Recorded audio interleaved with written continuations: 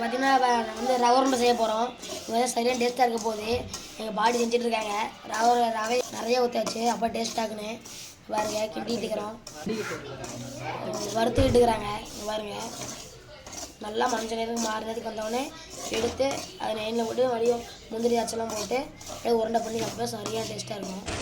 நான் ஒன்று கேட்டால் தப்பாக நினச்சிக்க மாட்டீங்களே? ஒன்று கேட்டால் தப்பாக எடுத்துக்க மாட்டேன்.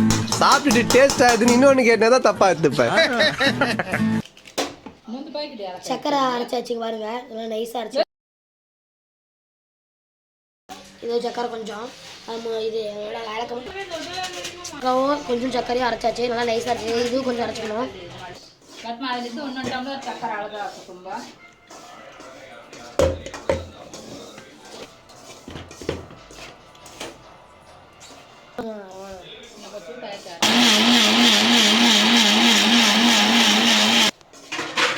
பார்த்தீங்கன்னா ஏலக்காவும் சர்க்கரையும் கலந்து அடிச்சது மிக்சியில் அது போட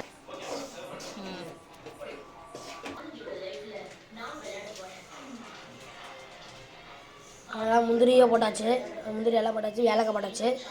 தினப்ப வறுத்த ரவையும் பார்த்தீங்கன்னா சக்கரை நிறைய இது பண்ண முடியல அரைச்சி அதுவும் தான் போட்டிருக்கோம். 2 கலந்தாச்சு. அப்புறம் அதெல்லாம் கிண்டி விட்டு அதுக்கப்புறம் நம்ம இது முந்திரி திராட்சைலாம் வறுத்து நெய்யில் எடுத்து போட்டு நெய்யில்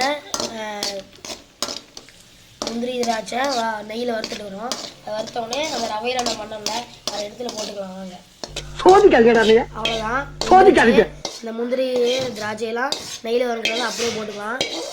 அவ்வளோ அதெல்லாம் சுரண்டி போட்டாச்சு. அதை கொண்டாந்து கழிச்சு அதெல்லாம் கிண்டி விட்டு அதெல்லாம் பண்ணிடலாம். இருங்க. ரவை உருண்டைக்கு பால்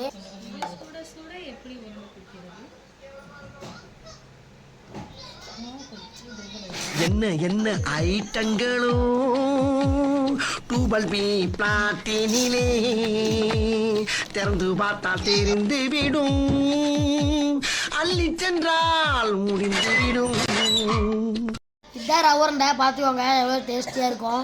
அவ்வளோதான் பண்ணி முடிச்சாச்சு. எங்கள் அம்மா தான் உருண்டை பிடிச்சிட்டு இருக்கிறாங்க பாருங்கள். அவ்வளோதான் இதான் பண்ணி முடிச்சாச்சு. இந்த வீடியோ பிடிச்சா லைக் பண்ணுங்கள், ஷேர் பண்ணி கமெண்ட் பண்ணுங்கள். பார்க்கறதுக்கு சாப்பிடணும்னு தோணும்.